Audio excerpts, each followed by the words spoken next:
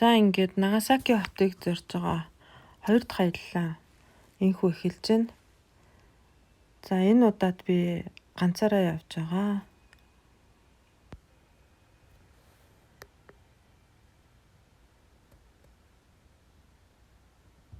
За энд гэрээс гараад 10 км явж явах үедээ энэ бичлэгийг хийж байгаа юм шиг байна.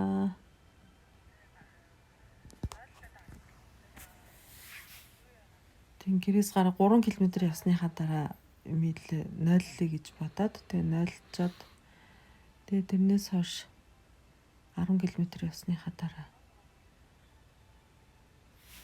мэдлээ харуулж байна. За очих газар маань 919.7 км.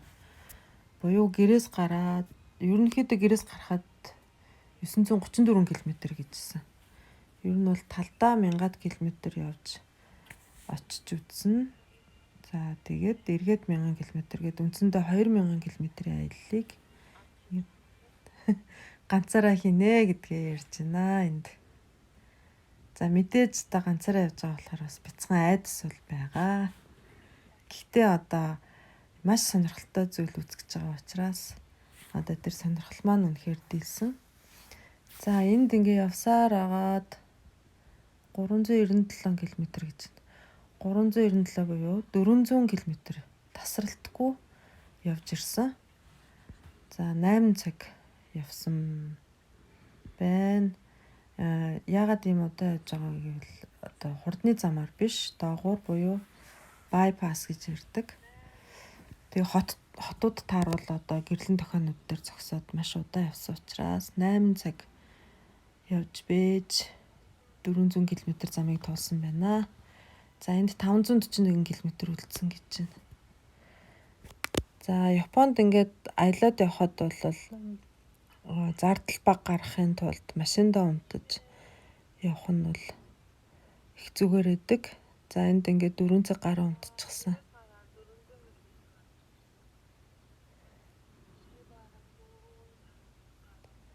Тэр 4 цаг гаруй унтчлаа гэдэг чинь. За энд ингээд комбинигийн гадаа энэ одоо хол аянд явж байгаа машинууд унтаж амардаг, хоолдог ийм зогсоолууд байдаг.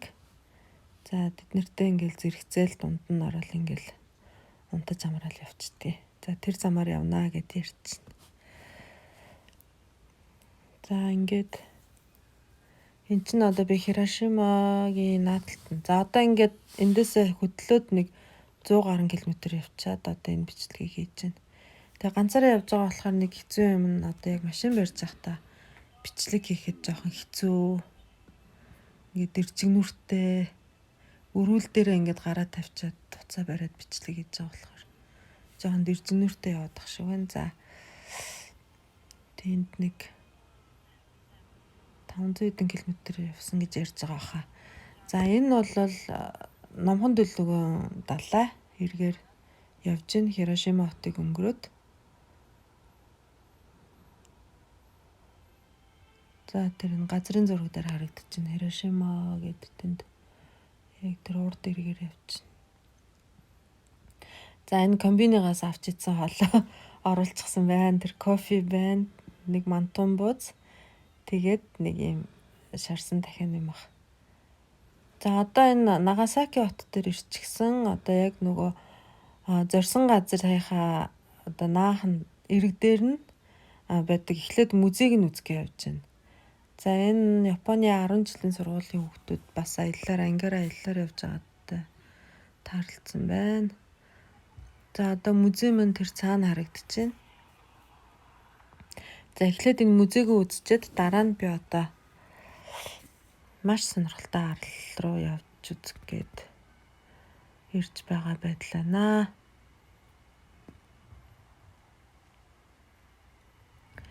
За Гунканжима гэдэг нь бол японоор Гунканжима гэдэг үг, япон үг. За монголоор бол байлдааны хөлөг онгоц гэсэн үг. За энэ хамгийн анхны одоо эхний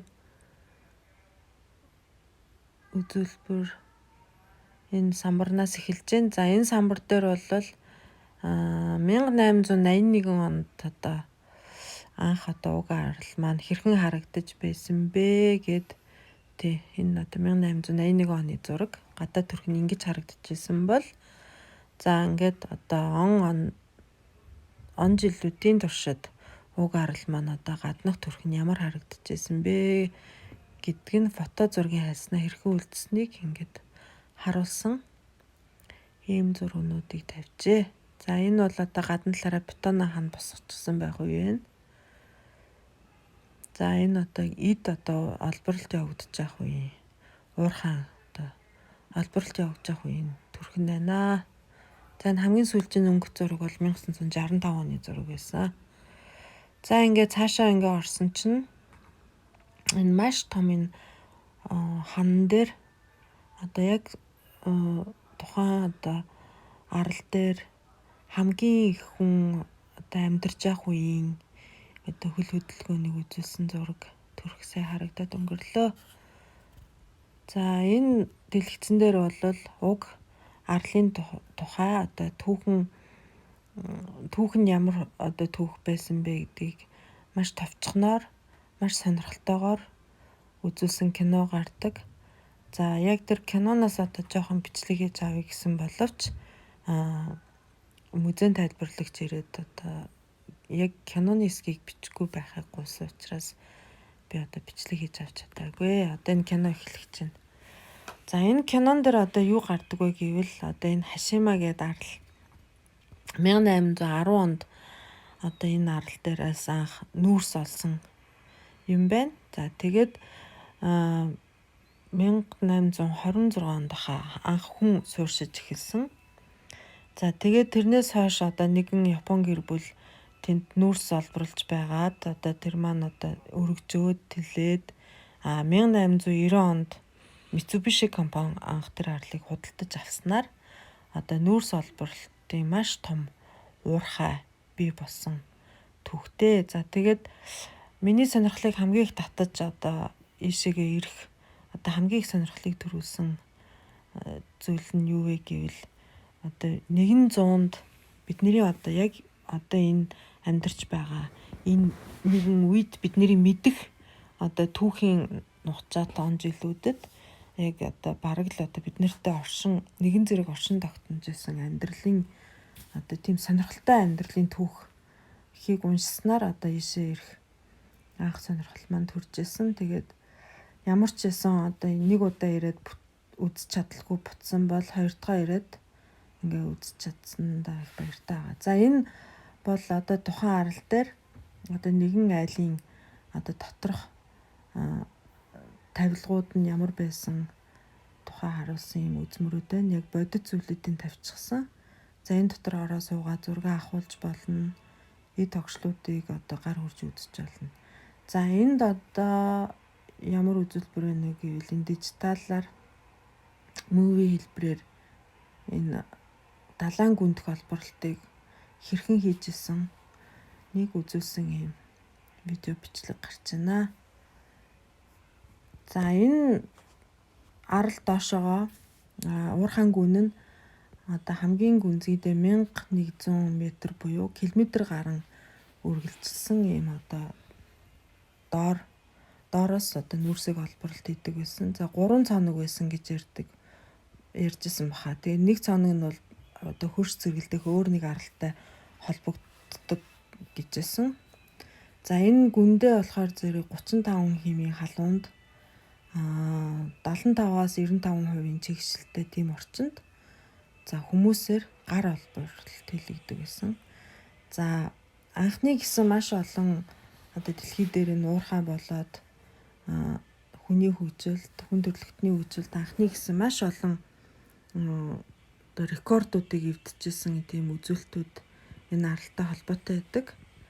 За тухайлбал 1959 онд энэ арал дээр 5200 хэдэн бэлээ 5259 билүү амьдарч исэн. За тэр нь бол тухайн үедээ буюу одоо ч гэсэн одоо 1 м квадратт ногдох хүний одоо нэгтэрчлаараа бол дэлхийн рекордыг эвдсэн нэрээ одоо түүхэнд бичигдсэн байдаг. За одоо энэ тараа тэр хүмүүс одоо хэрхэн олборлолт хийжсэнийг энд үзүүлж байна. Энэ бол ингээд 1890 оноос 1974 он хүртэл нийтдээ 16 сая тонн нүүрс олборлож ирсэн. Ийм.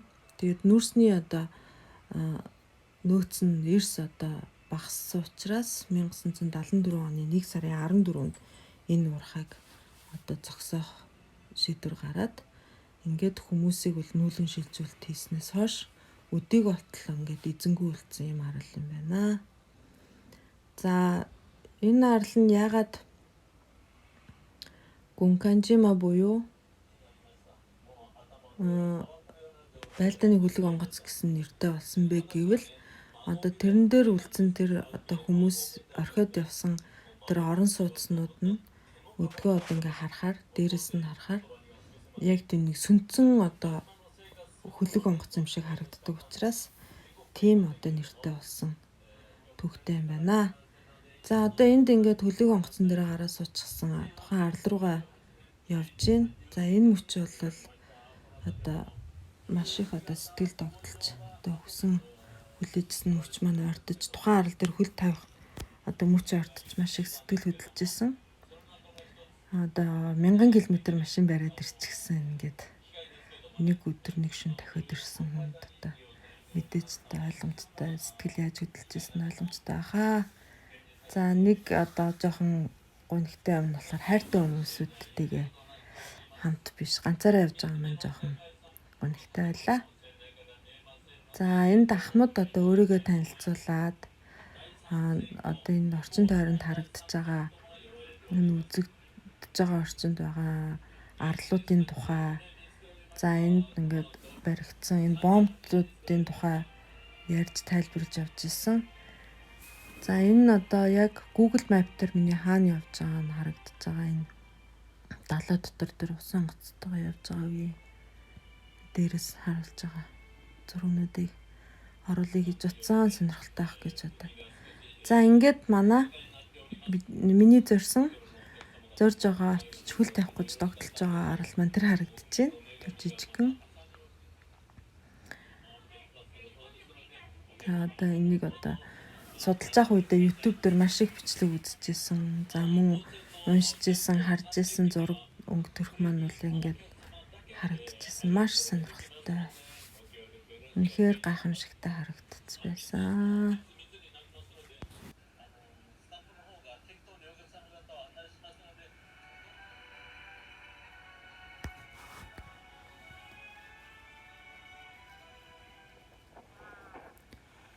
За ингээд хөлгийн тавцан дээр гараад ирчихсэн.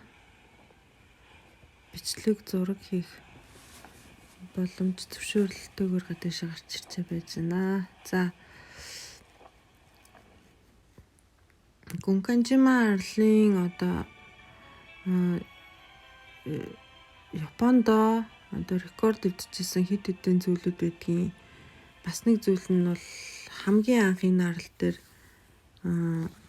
Японд дахь хамгийн анхны бетонон төмөр хийцтэй байсан баригдчихсэн. 7 давхар байсан баригдчихсэн төвхтэй.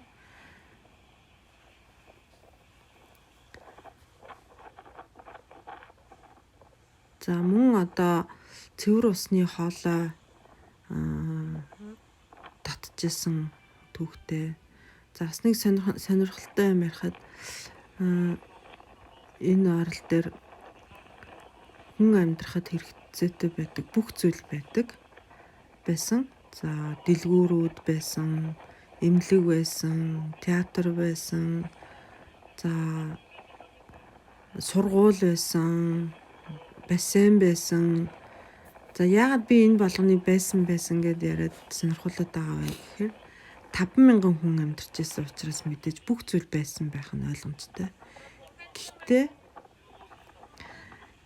энэ одоо өргөн харагдаж байна гэж нь өргөн талаас нь харж байна.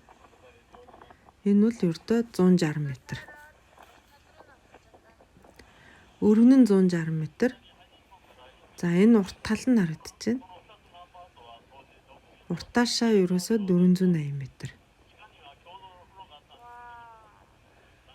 За энд л хамгийн гол учир нагаа ерөөсөө 480 м-ийн урттай 160 м-ийн өргөнтэй иймхэн газар дээр 5200 хэдэн хүн амьдарч исэн гэд бодохоор зэрэг үнэхээр сонирн байгааз. За энийг л одоо яг яаж хэрхэн энэ хүмүүс ингэж нэг дор хамт амьдарч исэн одоо дэлхийн нийтийн жуулчдын мөн Японы дотоод жуулчдын анхаарлыг ихээр татдаг. Тэгээ яг энд ирж үзхийг хүмүүс маш их хүсдэг юм байлээ. За 1974 оноос хойш хүн амьдрахаа болсноос хойш одоо болтол эзэнгүй байгаа байшин барилгууд нь одоо ихээр гимтэж, шилнүүд нь хагарч одоо хүн зорчиход аюултай болсон учраас за жуулчдыг бол ерөөс тодорхой тусгайлан зассан замаар тийм 3 цэгт авчиж одоо зураг хөрөг авах мөн одоо гайдууд нь одоо тайлбарлаж ярьж өгөх тийм талбаруудыг бий болгосон. За одоо тэрийг нь зорж үзэхээр бид нэр явчихнаа. За миний суусан хөлөг онгоц нь бол 3 давхар байсан. 1 2 3 давхартай. За 3 дахь давхарт нь бол хамгийн үнэтэй билет буюу нэг 10,000 yen орчим үнэтэй билеттэй. За 2 буюу нэг давхрынх нь хүмүүс нь 5,000 хавцаа билеттэйсэн баха.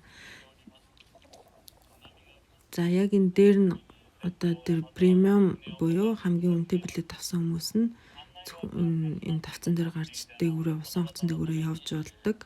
Зураг бичлэг чөлөөтэй авч болдог юм бэлээ. За энэ яг одоо онгоц ингээд урд зүгээр ингээд би хамгийн урд нь гараад зогсчихсан ингээд яг арлаа чиглээ явж байна. За ингээ харахаар бол яг л нэг хөлөг онгоц шиг харагддаг.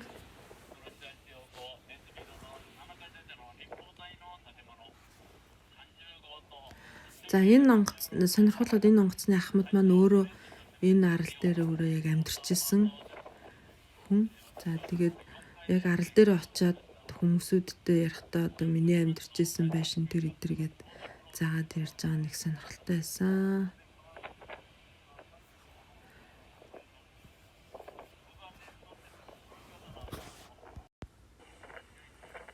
За бас нэг сонирхол татдаг юм нь болохоор энэ арал нь одоо дэлхийн 2 дугаар дайны үед үеийнх нь түүх бол миний сонирхлыг маш их татчихсан. За юу гэвэл одоо дэлхийн 2 дугаар дайны үед Японы аримд байсан Япон цэргүүдийг хүчээр авчирч ажилуулж исэн. За Солонгос Хятадыг колончилж байх үедээ тэндээс одоо хүмүүсийг ихээр авчирч боолчилж исэн гих мэт одоо хүчээр нь ажиллаж исэн.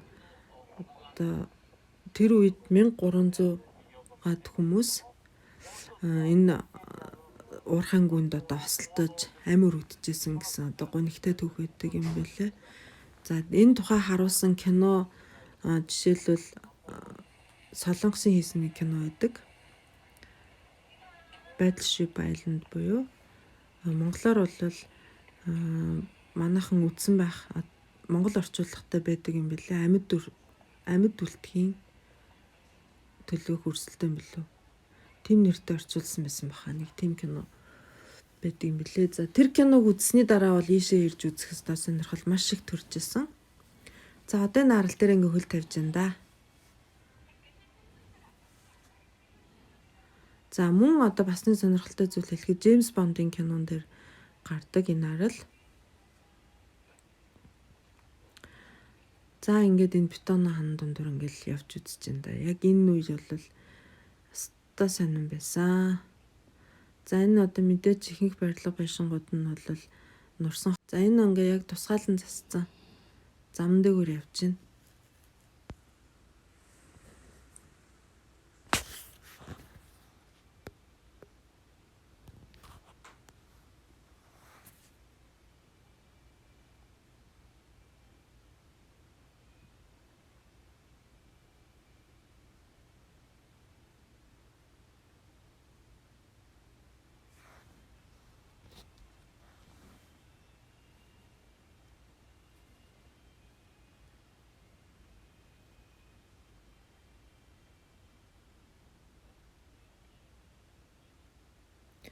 За энд нэг сони юм яг ингээ явж хахад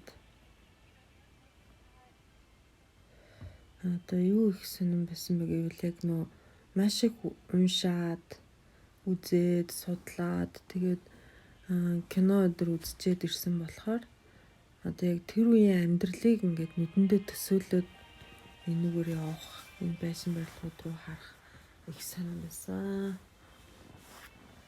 Тийм учраас одоо ийшээ ирэх гэж байгаа хүмүүс байвал маш их судалж агаад ирвэл улам сонирхолтой байх баха.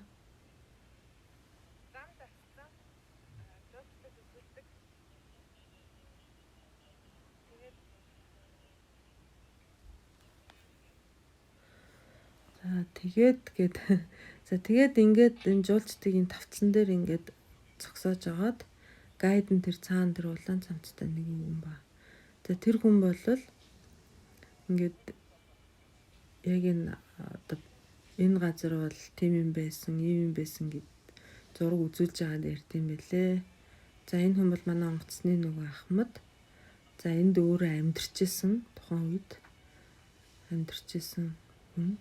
Хүүхэд байх үед нэг амьдралыг яриад маш сонирхолтой түүхүүд ярьж өгдсөн.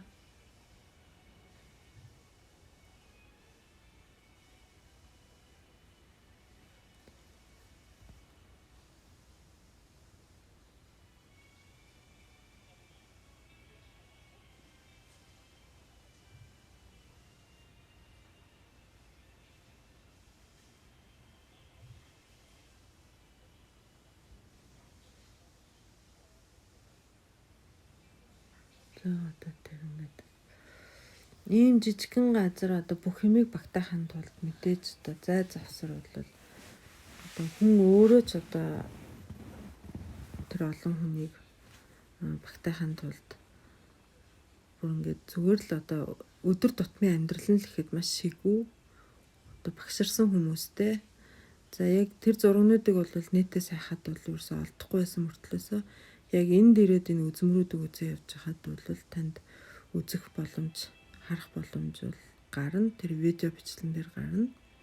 Музей дотор үзсэн видео бичлэнд дээр гарнаа. За тийм болохоор одоо нөгөө зураг бичлэг хийх хориотой учраас одоо хинж тэрнийг авч чаддгүй юм бэлээ. Тэгээ би нэтээс нэлээ хайсан. За японочдын хийсэн бичлэгнүүд зөндөө байсан.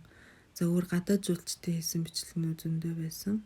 Оросуудынх байсан. Би харин монгол хүний хийсэн бичлэг ерөөсөө хайгаад болоогүй. Тэгэхээр магадгүй одоо энэ арал төрхөл тавьсан анхны монгол хүн би болсон байж магадгүй гэж бодож байгаа.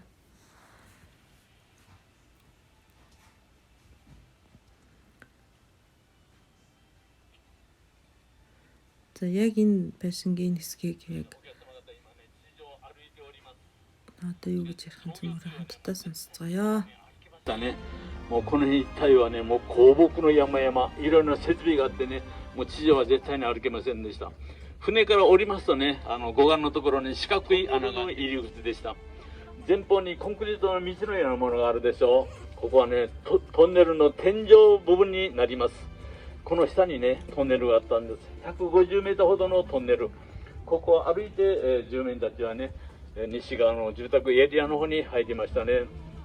このトンネルはね、他にもね、使い方法があったんです。もう台風になりますとね、もうこの四方からね、もう波が打ち込みます。中はね、これくらい波が打ち込むんですよ。もう濁流になりましたね。もうその時このトンネルを使ってね、排水をしました。ちょっとね、向こうに向かって傾斜がついてるんですけども、このトンネルを使ってね、排水もしておりましたね。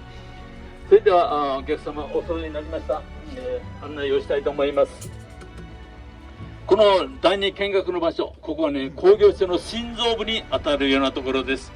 お客様の前にレンガの壁があるでしょう。もう一つ後ろ、もう小綺麗な窓枠、もう壊れてしまいましたけれどもね、ここがね、総合事務所でした。事務所にはおよそね、70名ほどの職員が働きましたね。作業員さんたちは仕事に着く30分前、もう必ず事務所に入るよう当時は厳しく決められておりました。事務所に入りますとね、もう厳しい身体検査。 За ингээд дараагийн одоо point руу явж байна.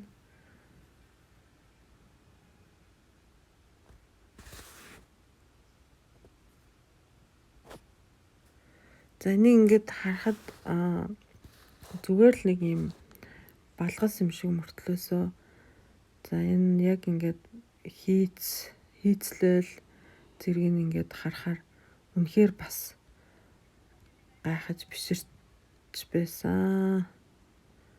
Үнэхээр одоо мундаг юм хийж бэжээ. Аргагүй одоо их мөнгө олжсэн газар одоо яалтчгүй л одоо хүмүүсүүдийг амьдруулахын тулд бас л одоо бүх зүйлийг зохион байгуулалттай маш одоо эмгцэгцтэй маш олон юмыг бодож төлөвлөж хийсэн мэдрэгдэжсэн. За бас энд нэг сонирхолтой юм ярихад одоо жишээлбэл энд төрж өсөжсэн хүүхдүүд одоо ургамал гэдэг ямыг мэдэхгүй учраас одоо байшингуудын дээврүүд дээр мод тайрж, ургамал тайрж хүүхдүүдэд за амьд байгаль гэдэг чинь ийм юм байдаг гэдгийг мэдрүүлж исэн. Одоо тийм үйл явдлыг одоо бас зохион байгуулж исэн төгтэй юм бэлээ. Тэр нь 60 онд байсан баха. Харамсалтай нь одоо яг тэрнээс хойш одоо амьдралных удаа үргэлжлэхгүй зогссон төгтэй. За энд одоо энэ нөгөө бас их сонирхолтой юм ярина. Тэрний бүгдээрээ бас хамтдаа сонсё. ところもう何といってもね、お客様方の前にありますこの7階建ての立方体の建物、大正5年、日本で初めて建てられた高層アパートです。どうぞここをねバックに記念の写真などをお撮りください。もう本当にね、崩壊がもう激しくなってまいりました。私はこの4階のね一番右端っこで生活したんですけども、アパートの中はどのようになっているかと言いますと、ご覧ください。このアパートのど真ん中にはね6メーター真っ赤の吹き抜けがねもうドーンとあります。この吹き抜けの廊下に沿ってね目白のカゴのような状態でね6畳一間がね19、4畳が1部屋、ワンフロアにね20世帯が生活しました。7階建てですから日数の女子140世帯が生活したんです。6畳一間にね親子4人5人です。大の作業員が4名生活しました。もう私たちはもうベテラン作業員3人おってね、もう若造はお尻だって言われてもう1年余りお尻生活したんですけども、6畳一間にね大の大人の敷布団ね4枚引けませんでしたね。本当に狭苦しいアパートでした。6畳一間にはねかまどがたった一つです。あとはどうしたかと言いますと、あとはねこの吹き抜けの廊下に沿ってね足を洗ったり洗濯をしたり料理を作ったり諸々のことをしましたね。もう料理を作る時間帯大体一緒でしょ。もうお母さんたちこの周りでね、もう調味料のやり取りしたり作りすぎたおかずを交換しながらのね賑やかな料理風景でした。このアパートでね開業する人はもう一人もいませんでしたね。私たちは番犬と左横長方形の小さな窓があるでしょう。ここのところにね共同のトイレがありました。もう7階から1階まで太いトイレがあって、当時はもうみんな海に垂れ流し、この壁一つ隔ててねもう木の枝のようにもう便器がたくさん設置されておったんですけども、もう台風の時この便器に悠長にまたがっておったら大変です。シャワーはね上ばかりじゃないんですよ。下から来ることもあるんです。もう強風がねもうしぶきを巻き込んで一気に吹き上がるんですけども、このしぶきの線量一度たまったことがあります。大変な事態となったことがありますね。このアパートの奥の方に5階建てのアパートの一部が見えております。もう25号棟といいましてね、この1階にスナックがありました。今のようなね大人のスナックではなくて、家族連れで行けるようなファミリー的なね、スナックだったんですよ。もうここでねもうよくお父さんたちはもうチークダンスを踊りましたね。2階には清風荘旅館もありました。左手をこの字型のアパートの1階のね一番奥にね郵便局があったんです。当時ね5000人余り生活したこの軍艦島にはね赤電話もたった1個ここだけでしたね。この赤電話当時ね夜8時になるとね割引になったんです。もう割引の時間だ、もう335が集まってね赤電話を取り巻くんですけども、この赤電話で愛をささやくのはもうまず不可能でしたね。もうちょっとでも甘い言葉を出しますとあちこちからヤジが飛び交ってねもう想像しい電話風景でした。このアパートの向こう側がね映画館、昭和24年、緑なき島っていうね、松竹映画ロケ学で行われたんですけども、当時はね、キスシーンがあるっていうところでね、もう当時はね、日本でね、もう公然の公の前でね、もうキスなどすることはまずなかったんですね。もう島の人たちはね、もうみんなこのキスシーンを見ようと、集まったんですけども、しかしこう日傘で隠してね、このキスシーンが見えないような状態で、ロケをしたんですけども、集まったこの矢島からね、もう罵声が飛び交ってね、もうどうしてもロケができなくてね、この日傘を畳んで、このラブシーンを撮ったというね、エピソードが残されております。映画館の隣にね、おまるさん2人、常駐しておりました。おまるさんがいる時にはね、牢屋もあったんですけども、もう今もね、もうしっかりした形で、残っております。もう特別に企画をいただいて中に入った時はもう必ず、この牢屋に、案内をするんですけども、ちょうど時代劇に出てくるようなものなんです。しかし犯罪的にはね、入った人はいないと言われております。もうここを利用した人、もうちょっとお酒を飲み過ぎたお父さんがね、一晩厄介になる程度だったと言われてるんですけども、軍艦島、もう軍艦島花と言いますとね、もう何と言ってもね、石炭と喧嘩は島の花って言われるくらい、もう喧嘩が本当に多かったんです。もう酒を飲み始めると結果が起こるんです。もう喧嘩の原因ももういつも女性絡みでしたね。もう言葉遣い悪いんですけども、当時の女性はもうどんな女性もモテモテでしたね。もう喧嘩が激しくなるとね、もうハンマーも振り回すわ、スコップ振り回すわ、もう手がつけられません。しかしここにはね、いい風習がありましたね。もうどんな激しい喧嘩もね、もう女性が仲裁に入るともう絶対やめなければならない、そういう風習があったのでね、あまり大事にさなかったんですけども、これでも言うこと聞かない人がね、もうちょっとこの牢屋に、お世話になったと言われているんですけどもね。この写真はね、この30号棟の屋上から撮られた写真と言われているんですけども、いかに大きな波が打ち込むかよくお分かりになると思いますね。もう次から次へと打ち込みましたね。あまり波が打ち込むとね、地上の仕事は休みとなりました。朝来てね、タイムカードを押した後、本日地上の仕事に限って波のために仕事を休みますという前にタイムカードをね押した人は1日もらったんですけども、ちょっと押し損なった人はねもらえませんでした。もうそのため普段はね、もう遅刻寸前に来る作業員さんたちも台風になるとね、もういち早く来てねタイムカードも押し人もおったんですけども、もう本当にね、波を怖がるようではもう1年前のシナリオと言われませんでした。もうスタッフの方がさっきから心配しても早く終わらねえっていう合図を送っているんですけども、もうこれから話はね、もう佳境に入るんですけども、軍艦島、もう男女間のね、もうドロドロした話もたくさんあるんですけども、もう続きは次に、お話をしたいなと思っております。これで第3見学の案内を終えさせていただきます。もう本日は本当にありがとうございました。ありがとうございました。乗船する前にもう一度手の消毒をお願いしておりますのでご協力ください。プレミア席を除きましてお席はフリーでございます。よろしくお願いいたします。船はね、20分に出港しなくて За ийхүү хүн төрөлхтөн 1800-аад оны үед эрчим хүч энергийг одоо хаанаас авах вэ гэж толгойгочлоход байх үед нүүрс одоо тухайн үед маш одоо үнд хүрж одоо хамгийн хэрэгцээтэй одоо үнд эрдэнэ болж исэн үеийн түүхийг одоо ингээ өөртөө шингээсэн ийм гайхалтай арлыг одоо өөрийн биеэр үзэж сонирхож, за ингээд та нартай энэ тухай ярьж өгч байгаа одоо маш их баяртай байна. За тэгээд улмаар одоо 1960-аад оны үеэс Японд нефт нүүрсийг орлох болсон үеэс хойш одоо мэдээж дэлхийд даяар мөн Японд даяар одоо нүүрсний урхаанууд хаагдаж эхэлсэн. За гисэн хэдий ч одоо тухайн урхаа маань 1974 он хүртэл одоо үйл ажиллагаа явуулж байгаад одоо бүрэн зогссны улмаас энд хүн амьдрахаа болоод 30 гаруй жил одоо ерөөсөө ишээгээ хүний хөл хүрэхгүй байж байгаад 2000 сүүлд одоо 2005 оноос одоо хүмүүст үзүүлж эхэлсэн юм байна.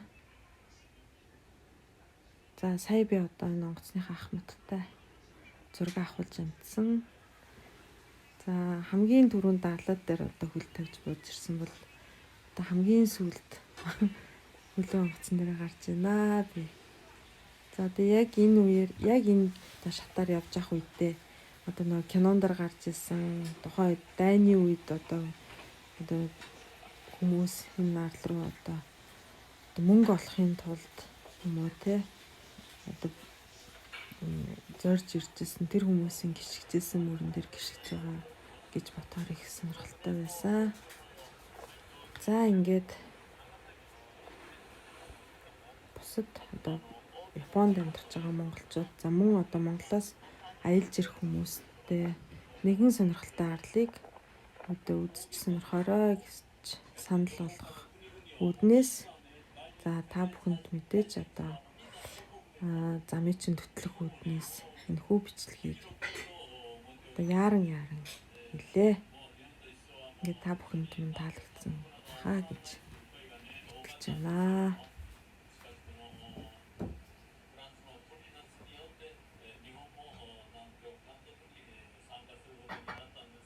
За одоо буцаад Нагасаки хот руу явж байна. За энэ арал маань одоо Нагасаки хотын захиргаанд одоо хариалагддаг. Ингээд онгоцноосоо бууж ирлээ. Үзье гэсэн юм үзсэн. Сэтгэл бод маш хангалуун байна. Маш сонирхолтой зүйл үзсэн. Тэгээд миний түүхийг хүмүүстээс мэдүүлэхийг амар хүсэж байна. Тэгээд газ очоод видеогоо эвлүүлээд тэгээд монголчуудаа үзүүлнэ. Сая миний явж ирсэн онгоц. Тэр энэ. Одоо тэр натаа амт явж ирсэн хүмүүс одоо тэнцэн баатар. Тэгээд энэ онгоцны билетийг авч өгсөн охиндоо баярлалаа. Ичиман хэдэн сэнгэлээд ямарсан 1000 гарангаар премиум билетийг аваад натамд өөр нэг эмэгтэй байсан. Ингээ хоёрхан хүн премиум үйлчлэгчээр нь явж байгаа гэлээ. За тэгээд энэ доотлийнх нь тэр 2-3 нэг давхрынхаа хүмүүс нь болохоор зэрэг арай хямдхан билеттэй юм шиг байлаа. 5500. Тэгээд дээдлийн тавцан дээгүүр нь явж алдаг. Миний авсан билет болохоор тэгээд тэр тавцан дээгүүр нь яваад дөхөж очиж байгаа зураг бичлэг хийж алдаг. Тэр доотлын тавцангаар хямдхан авсан хүмүүсд нь бол тэгж болдгоо юм шиг байлаа. Тэгээд тавцан дээр нь гараад зураг бичлэг өдр хийгээд байсан. Нэтэр захиалж өгөөд ээжигээ ийм гоё юм үзүүлсэн охиндоо баярлалаа. Хайртай шүү.